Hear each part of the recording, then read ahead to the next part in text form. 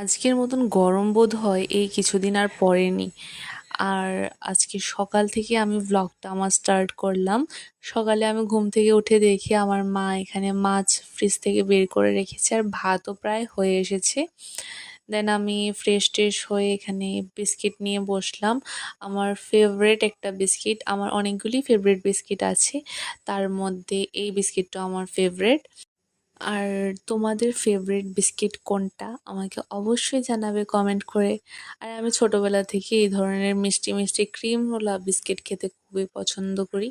এখন যেহেতু কয়দিন ধরে আমার কলেজে ক্লাস চলছে, তার জন্য সকালে কিছুটা টাইম থাকে, যার ওই সময়টাতে কিছু লেখার ছিল কাজ, ওইগুলি লিখলাম।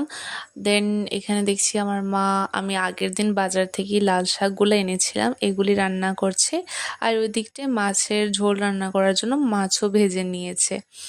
আর দেখো সকালবেলা কি সুন্দর লাগে এরকম মাঠের মধ্যে গরু, খুব কম সময় এগুলো দেখতে পাই। দেন আজ সকালে মা বলছে শাক দিয়ে কিছুটা ভাত খেয়ে যাওয়ার জন্য।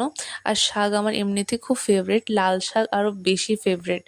আমার ছোটবেলা যেমন ভাবনা ছিল যে ভাতগুলা লাল লাল হয়েছে দেখতে সুন্দর লাগে, তার জন্য খাই।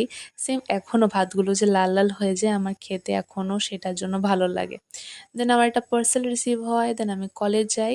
কলেজ থেকে বাড়ি আসার পথে একটা ভিডিও ক্লিপ নিলাম। আর বাড়ি আসার পর ফ্রেশ হলাম, দেন হেয়ার কেয়ার করলাম।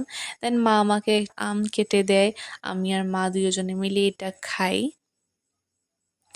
দেন আম টাম খাওয়ার পর কিছুক্ষণ রেস্ট করি বলতে একটু শুয়ে শুয়ে ফোন ঘাঁটছি, ভিডিও এডিটিং করছি। এই কিছুক্ষণে রেস্ট করতে পেরেছি, তারপরে কারেন্ট চলে যায় আর ঘরে থাকার মতো অবস্থা নেই। তো এখানে খালি চোখে মুখে জল দিচ্ছি। আর রাস্তায় গিয়ে আমরা সবাই দাঁড়িয়ে আছি। ওইখানটায় রাস্তার ওই পাশটায় কারেন্ট আছে, কিন্তু আমাদের বাড়ির এখানে কারেন্ট নেই। দেন আমি আর মা প্ল্যান করি যে আজ দই খাবো। প্রচণ্ড গরম লাগছে আর দই খাওয়ার একটা ইচ্ছে হচ্ছে। তো এখানে আমার অবস্থা দেখতে পাচ্ছো যে পুরো ঘেমে একেবারে নাজেহাল অবস্থা গরমের মধ্যে। জাস্ট স্নান করে এসেছি, তারপর আবার মনে হচ্ছে এখনই আবার স্নান করলাম, এতটা পরিমাণে গরম। তো এখানে বেরিয়ে পড়ছি, একটু দোকানে যাব। দোকানে গিয়ে দই নেব আর কিছু টুকটাক সবজি টবজি কিনবো।